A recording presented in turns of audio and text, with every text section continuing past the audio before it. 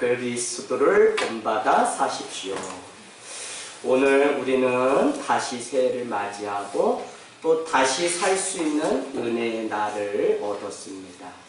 새해를 다시 시작하면서 여러분께 꼭 드리고 싶은 것은 무엇이냐면 올해 2019년도를 시작하면서 신앙의 목표를 꼭 세워보시라는 것입니다. 옛날 우리 선조들은, 아니 우리 부모 세대는 새해가 되면 창세기만 읽다 끝날지라도 올해 한번 꼭 내가 성경 일독을 해보겠다. 아니면 내가 꼭 새벽 제단을 쌓아보겠다. 아니면 내가 주중 예배를 드리겠다. 아니면 내가 자녀들을 위해서 이런 부모가 되겠다. 등등 많은 목표를 가지고 그렇게 시작했습니다. 여러분, 기독교인이라면 누구나 새해가 되면 그리스도를 본받자 또는 예수님을 본받아서 올해는 내 삶이 뭔가 좀 더 풍성해졌으면 하는 작은 목표가 있기 마련입니다. 이것은 기독교 2000년 역사 가운데 어느 한 시대인들 그 예수님을 향한 열망과 노력을 포기해 본 적이 없습니다. 하나님의 아들 예수 그리스도는 우리의 구주시죠. 그래서 우리는 로드라고 이야기합니다. 그분은 우리의 삶의 통치자, 주인이라는 것입니다. 그런가 하면 그분은 세이비어, 구원자라고 하는 의미가 있습니다. 그래서 우리가 올 한 해는 정말 예수 그리스도가 나의 구원자요, 나를 움직이고 그분이 가라고 하면 가고 그분이 멈추라고 하면 멈추겠다고 하는 그 삶의 신앙의 목표가 있기를 원합니다. 믿음의 주요 온전케 하시는 예수 그리스도를 바라보라 라고 하는 히브리서 12장 2절의 말씀과 같이 지금까지 2000년 기독교 역사는 수도 없이 그 말씀 하나를 가지고 예수 그리스도를 따라가고 예수님을 본받아 살고자 하는 노력들이 있었다는 것입니다. 저는 오늘 예배를 통해서 이것이 우리 생이 다기까지 주님을 따라가고 주님을 닮아가는 것이 우리 삶의 끝없는 궁극적 목표가 되기를 원합니다. 그렇다면 여러분, 그리스도를 본받는 것은 무엇을 말하는 것일까요? 그분이 하셨던 그 외모나 말투를 단순히 모방하고 따라가는 삶을 의미하는 것일까요? 우리가 세상을 살아가면서 흠모하고 존경하는 사람이 있다면 우리는 그의 행동과 어투를 똑같이 흉내내면서 따라가는 일들이 있게 됩니다. 그래서 요즘 청년들, 청소년들은 그 연예계에 자기가 좋아하는 사람이 있다면 그의 외모와 옷차림, 화장하는 방법까지 따라하는 것들을 보게 돼요. 그런가 하면 한국 기독교 안에 좋은 영향력을 미쳤거나 어쨌거나 어떤 영향력을 가진 그 분, 목회자가 있다면 그분을 따라가는 그 삶을 쫓아가는 것을 봅니다. 물론 그가 이루었던 순수한 삶의 철학과 그가 이루었던 신앙의 그런 업적들을 우리가 닮아가고자 노력하는 것은 너무나 필요하겠지만 이 모방이라고 하는 것이 엉뚱한 곳으로 흘러갈 때가 있다는 것입니다. 그래서 저도 사역자가 되고 어느 날 저에게 온 성도들 앞에 말씀을 전할 기회가 왔을 때 제가 여러분께 한번 흉내낸 적이 있지만 조용기 목사님처럼 되려고 그렇게 막 열심히 열변을 토하고 수요 은혜 예배 마치고 이제 단에 내려와서 성도님들과 인사를 나누는데 성도님들이 우리 전도사님 뭐 잘못 드셨나 하는 그 얼굴로 저를 바라봤던 적이 있습니다. 여러분, 부목사님들이 담임 목사님의 그 제스처와 사투리까지도 흉내내고 심지어는 그 신학교에서 그분이 하는 그 말투를 따라하고 흉내내는 그것이 목회의 승패를 좌우한다고 생각할 정도로 그렇게 많은 사람들의 설교 연습의 대상이 되었다는 것입니다. 그것이 마치 목회를 잘하는 것도 아닌데 그렇게 흉내를 내고 오해를 하는 일들이 있었습니다. 제가 왜 오늘 이 말씀을 계속적으로 드리냐면 2019년도 정말 성령님이 원하시는 대로 이제는 육신의 열매를 맺고 육신의 생각이 아니라 영의 생각은 생명과 평안이라고 하는 로마서 8장의 말씀대로 생명과 평안을 누리면서 살아가야 되는데, 이제는 죄의 종에게 주는 그 사망의 열매를 위해서 달려가는 것이 아니라 순종의 종으로 살아서 의에 이르는 로마서 6장의 말씀처럼 우리가 살아가야 되는데, 많은 사람들의 최종 목적인 예수 그리스도를 닮아가는 그 삶이 우리 가운데 되지 않으면 우리는 교회 문을 드나들고 예수를 향해 그렇도록 우리가 주님을 외친다고 해도 우리 삶에 아무런 열매가 드러나지 않아요.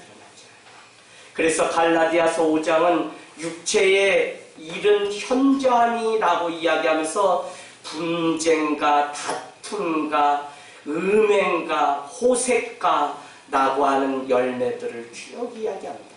그런가 하면 성령의 열매를 우리에게 쭉 화평, 희락, 온유, 충성, 자비 그 열매를 쭉 이야기하면서 예수 그리스도의 사람들은 날마다 십자가에 우리의 정욕을 못 받고 살아가는 사람이라고 그렇게 말씀합니다. 그러면서 더 놀라운 것은 갈라디아서 6장에 가면 사람이 무엇으로 심든지 그대로 거둔다는 것입니다. 그래서 성령 앞에 영의 생각을 심으면 성령의 열매를 맺는 것이고, 우리가 육체를 향해서 날마다 쫓아간다면 육체의 열매. 그래서 여러분 갈라디아서 6장 맨 마지막에 예수 그리스도의 흔적을 내가 가졌노라, 더 이상 나를 괴롭게 하지 말라고 사도 바울이 고백하는 그것을 우리는 알고 있습니다. 여러분, 그리스도를 본받는다는 것 역시 예수님의 모습을 흉내내거나 그의 말투를 따라하는 그런 것이 아닙니다. 어떤 사람은 예수님처럼 긴 머리와 수염을 기르고 샌들을 신고 히피족처럼 다니는 사람들도 본 적이 있습니다. 예수님을 가까이 했던 그 사도들은 예수님을 그렇게 모방하거나 쫓아갔던 것이 아닙니다. 그렇다면 오늘 계속적으로 여러분에게 던지는 질문, 예수 그리스도를 본받아 산다는 것이 무엇일까요? 예수 그리스도를 본받기라고 하는 그 목표는 시대와 사람들에 따라 해석도 다양하고 적용하는 방식도 너무 달라요. 그래서 저는 3가지 정도로 여러분께 좀 말씀드리면, 어떤 사람은 예수 그리스도를 마치 혁명가와 해방자로 해석하고 그런 예수를 쫓아가려는 교단과 사람들이 있습니다. 그래서 자기들이 하는 해방운동의 모델이 마치 가난하고 굶주리고 빼앗긴 자들을 향해서 해방자였던 예수님은 가만히 계시지 않고 그들을 전복시키고 그들 앞에 무엇인가 혁명을 일으켰던 자로 생각하는 사람들이 있다는 겁니다. 그런가 하면 예수님을 자선 사업가로만 오해하는 사람들이 있습니다. 그래서 마치 교회는 사랑이라는 이름하에 마치 날마다 사회복지기관단체처럼 빵만을 주는 일이 예수님이 하셨던 일처럼 호도할 때가 있습니다. 여러분, 이런 것은 예수님의 한 단편적인 모습일 뿐, 우리가 이렇게만 예수를 이해한다면 우리는 예수님을 온전히 닮아가지 못합니다. 그런가 하면 어떤 사람은 이렇게 생각합니다. 예수님은 철저히 금욕과 절제를 통해 경건 생활을 하신 분이라고요.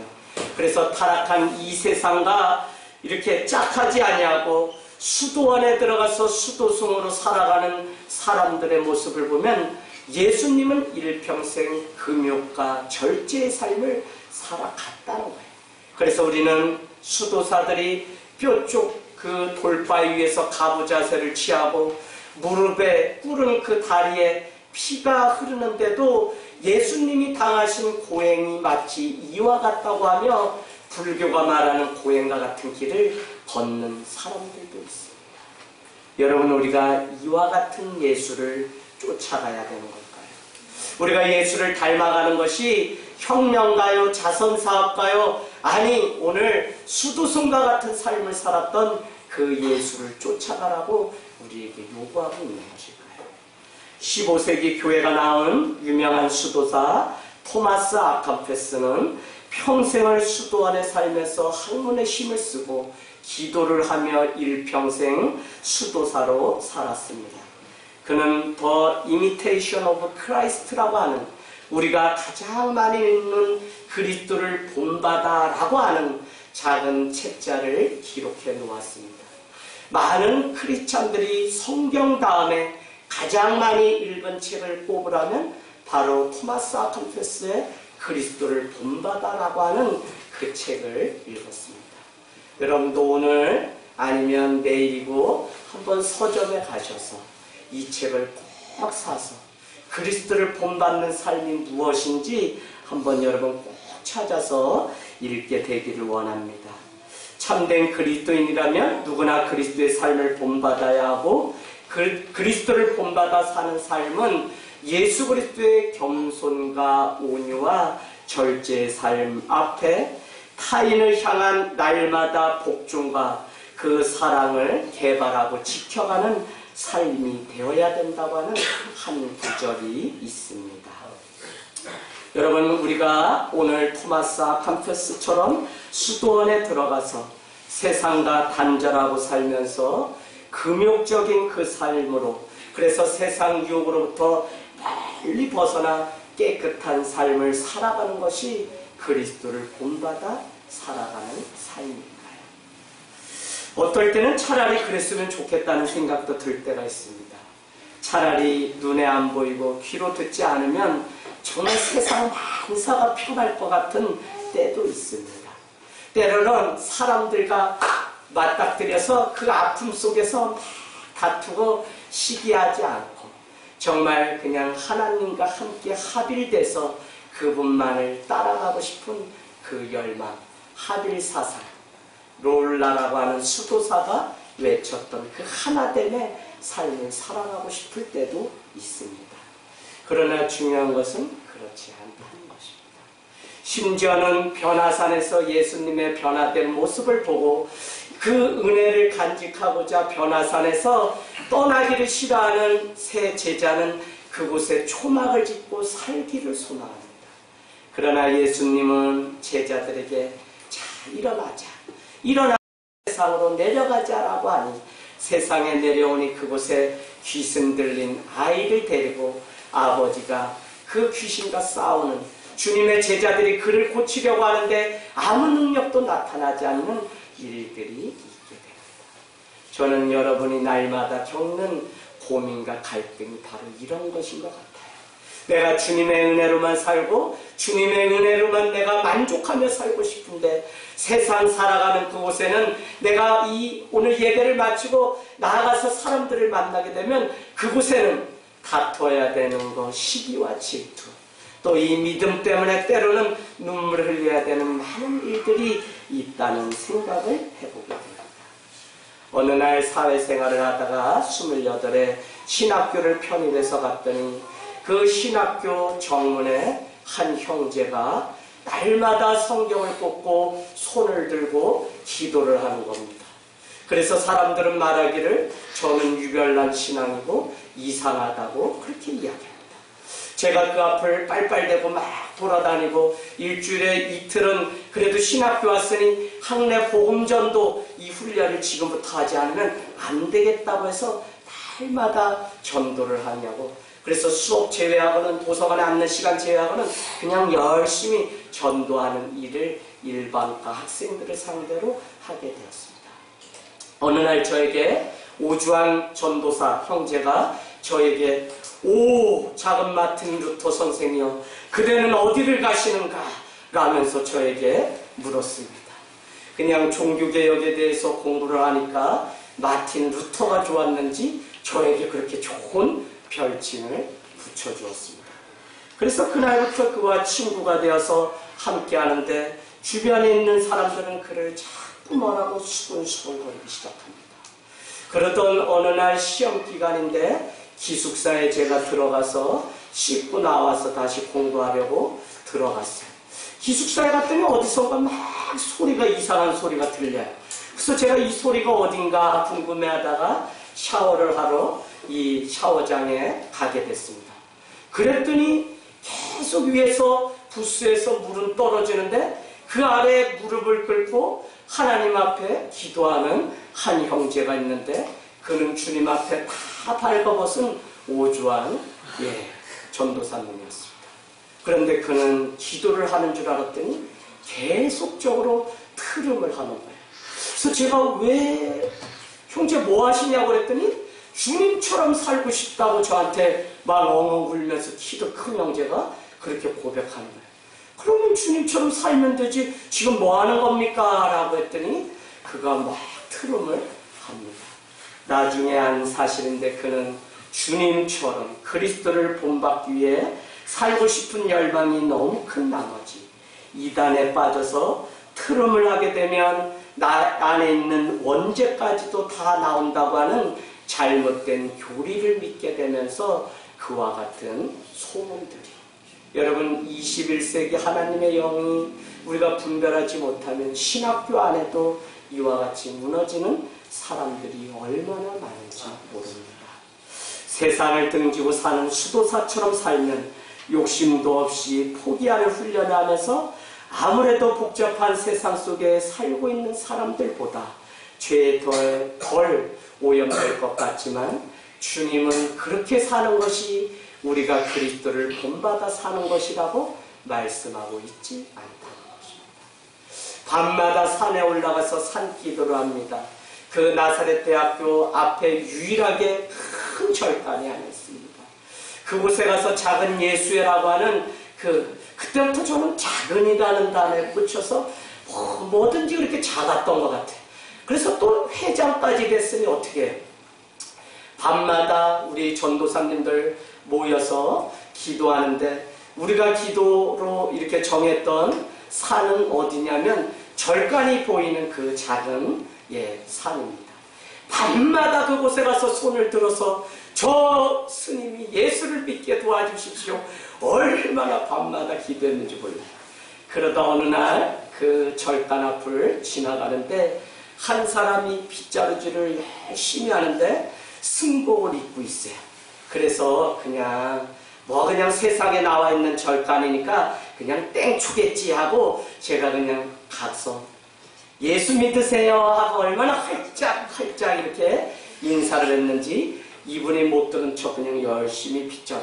그래서 제가 가만히 있을 수 있어요? 옆에 툭툭 치면서 이 주보 한 장을 소식지를 드리면서 예수 믿으셔야지 구원받습니다 라고 했더니 이분이 승질이 나서 모자를 바닥에 그냥 내치는데 참기름 바른 것처럼 머리가 반들반들 하는데 어우 놀랍게도 이분은 그 무술 고단자입니다. 쓸던 빗자루를 막 돌리면서 네 새끼 나인데 오늘 빗자루 맞아 죽어보려고 하냐고 저한테 호통을 치는데 우리 같이 갔던 전도사님들 신학생들이 가자고 저한테 막 하는데 그래도 명색이 회장인데 이대로 그냥 물러갈 수는 없잖아요. 그래서 한 번 더 용기 있게 스님도 예수 믿어야지 죄 있으신데 뭘 예수 믿으라 그게 뭐 나쁜 거야 하고 제가 소리를 대로쳤더니 그분이 오늘 맞아야 되겠구만 해서 결국은 주백락을 쳤던 적이 있습니다. 여러분 이렇게 핍박 속에 사는 것이 예수 그리스도를 본받아서 사는 것일까요? 그러나 어디 모든 사람들이 그렇게 살아갈 수 있는 것입니까? 수도원에서 살아가는 그것이 주님의 가르침은 아닙니다. 하나님과 그 천사들과 날마다 그들만 교제하면서 살아가는 것이 주님이 원하는 것이 아닙니다.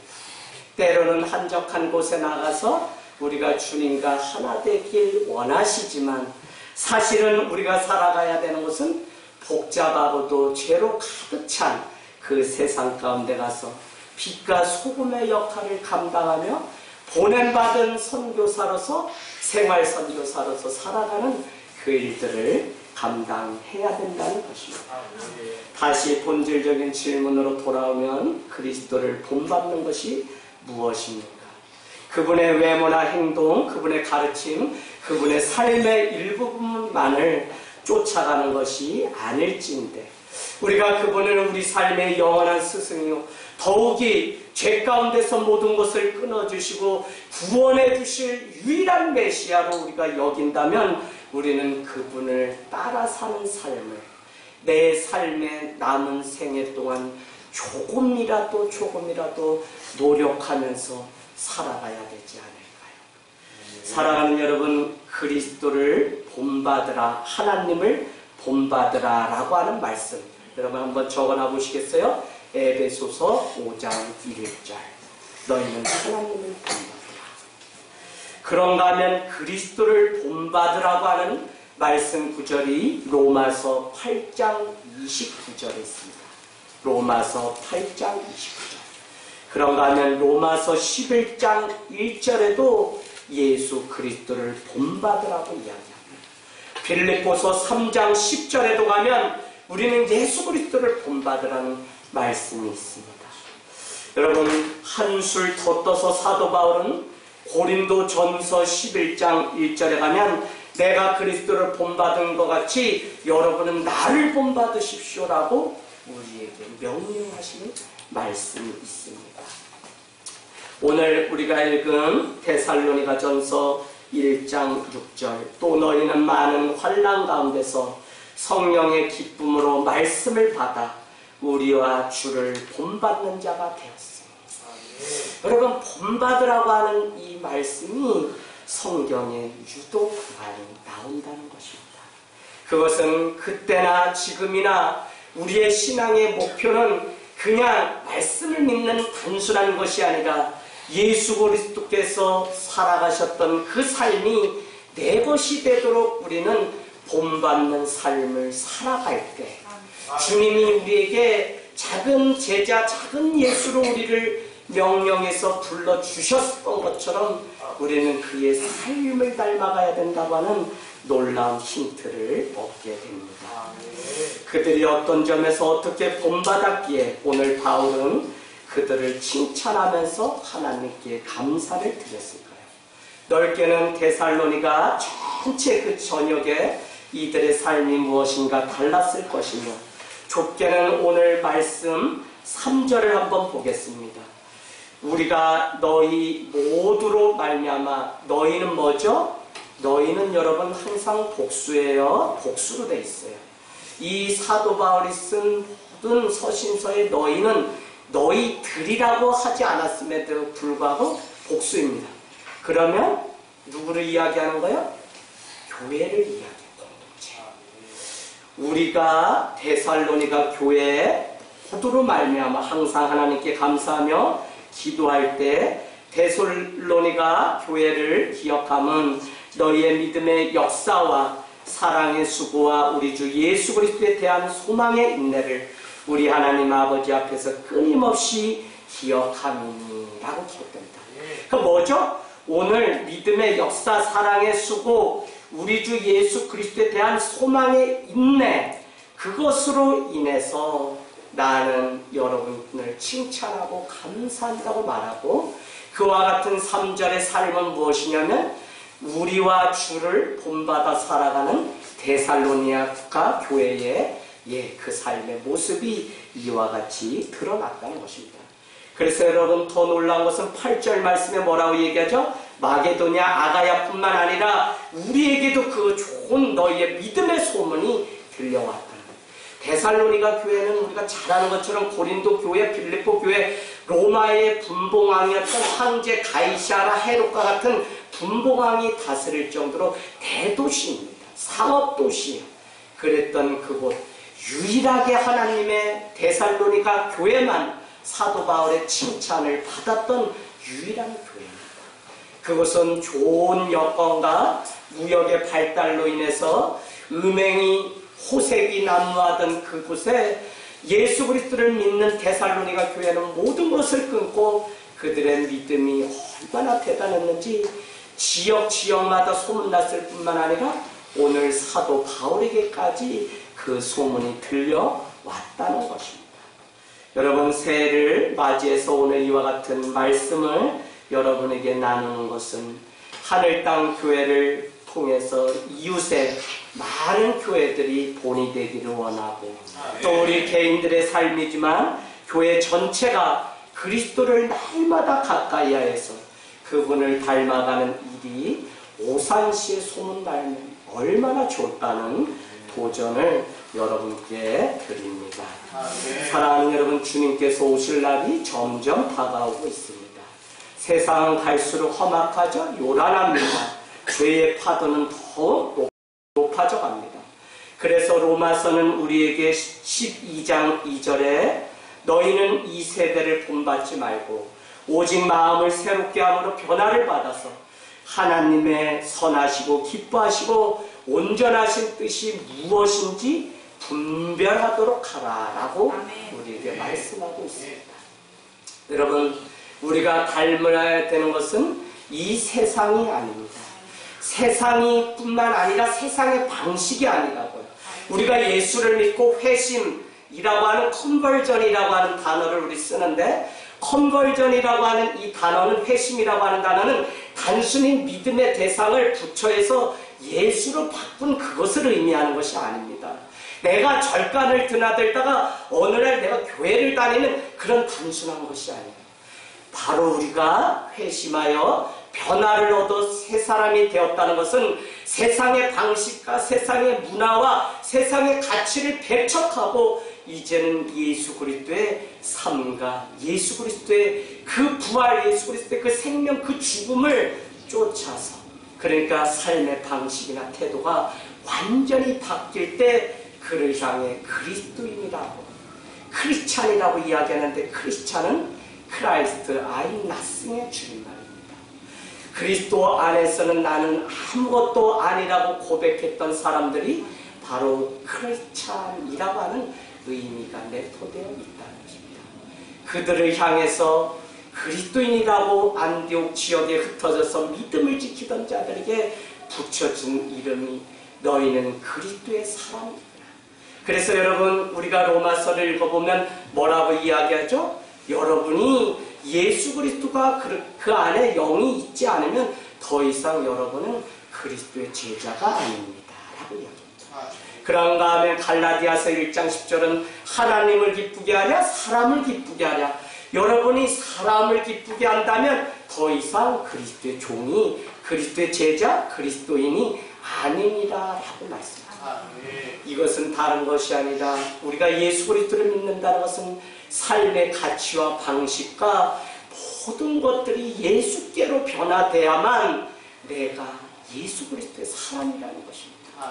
내가 모태신앙이에요? 내가 일찍이 예수를 믿었어요? 귀하고 감사해야 될 일입니다. 그럼에도 불구하고 예수 그리스도의 옷으로 온전히 갈아입지 않으면 우리는 그리스도의 사람이 아닙니다. 그리스도의 그 삶을 쫓아 살아가는 그 본받음이 우리 삶 가운데 있지 않으면 우리는 사도 바울이 오늘 외쳤던 것처럼 나를 본받으라고 하는 그 말을 세상 가운데 들려줄 수 없다는 것입니다. 여러분, 제자의 삶 공부할 때 이 말씀 구절 고린도전서 11장 1절을 가장 먼저 놔줍니다. 내가 그리스도를 본받은 것 같이 여러분 나를 본받으십시오. 아니, 내 삶이 그냥 아무것도 아닌데 어떻게 나를 본받으라고 목사님 말할 수 있어요? 저는 절대 못합니다. 저는 그럴 자격이 없어요. 여러분, 그것이 한편은 겸손의 모습이겠지만 많은 그리스도인들이 말씀이 말씀되게 믿는다면 우리도 오늘 이와 같은 선포자가 되기 위해서 내가 예수 그리스도를 본받은 것 같이 여러분은 나를 본받으십시오라고 외칠 수 있는 삶을 향해 가는 노력이 우리에게 있어야 되는 거예요.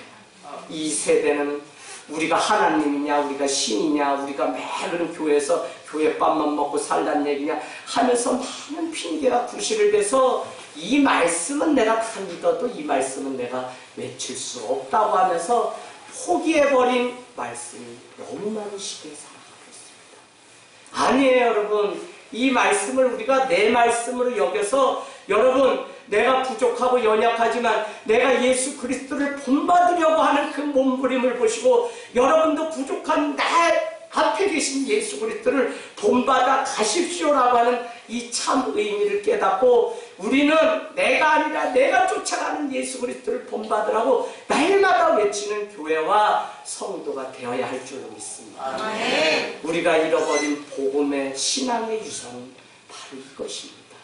이것 때문에 복음에 합당한 삶을 살기 위해서 몸부림치며 십자가 앞에 자신을 들여서 죽었던 수많은 신앙의 선진들이 있습니다. 사랑하는 여러분, 우리는 얼마나 자신감 넘치는 이 선언과 책임이 내 것이 되도록 노력하면서 살아가야 할까요? 물론 부족하고 부담이 되지만 오늘 그리스도께서 바울과 사도들의 본이 되셨고 바울과 사도들은 교회의 본이 되었으며 데살로니가 교회는 다른 교회의 본이 되었던 것처럼 우리는 이 삶을 포기하지 않고 계속적으로 예수 신앙, 예수 정신으로 걸어가야 된다는 것입니다. 여러분, 우리 목사님과 우리가 웨스트민스터 신학대학원에 가서 초대 그리스도인들의 삶에 대한 그 공부를 하고 특강을 들었습니다. 그들은 유독 정말 쫓기고 있는 로마 군인의 압제로부터 달아나고 쫓기고 있는 얼굴도 본 적이 없는 그들을 자기 집에 숨겨주는 거 아니야.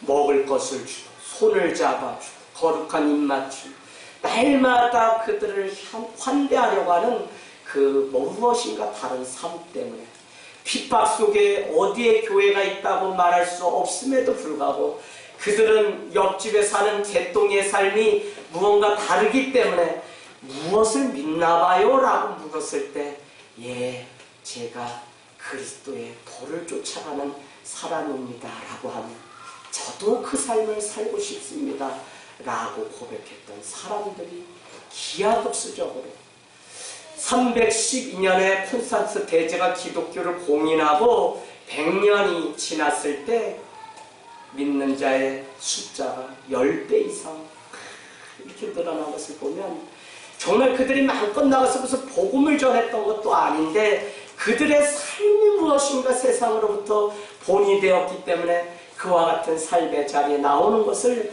우리는 볼 수 있습니다. 여러분, 참 그리스도인이 되십시오. 물론 이것은 우리가 알 수 있는 것이 아닙니다. 영접하는 자, 곧 그 이름을 믿는 자에게는 하나님의 자녀가 되는 권세를 주셨어요.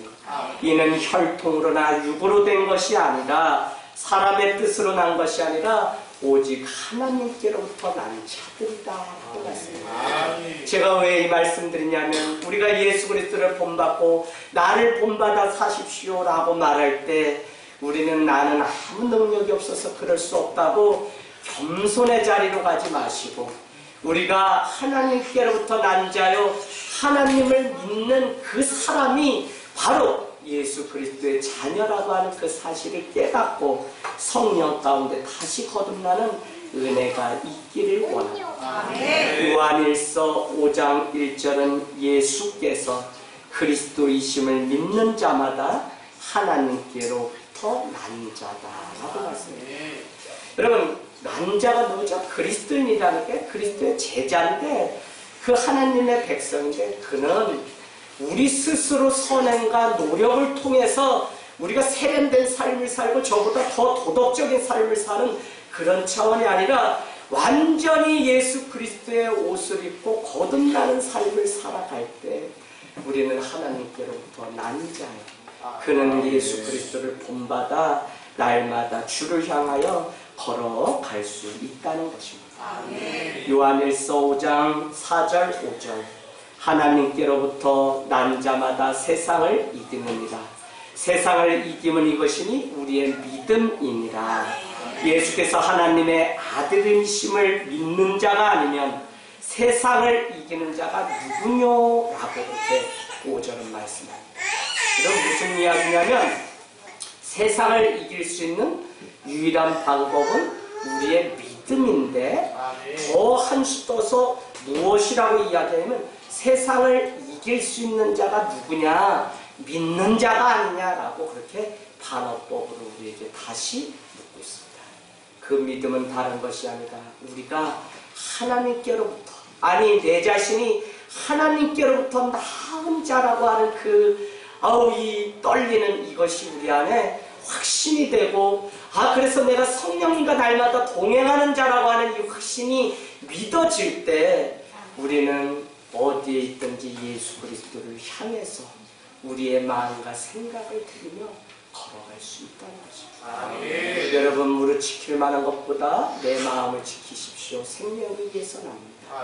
아담과 하와의 죄는 마음이 빼앗긴 거예요. 마음에 보암직도 하고 먹음직도 하고 그 마음에 의심이 생겼습니다. 그 마음에 하나님보다 더 낫거나 하나님과 같아지려고 하는 욕심이 생겼습니다. 그래서 선과 악을 알게 하는 그 선악과를 먹지 말아야 함에도 불구하고 그들이 먹었어요.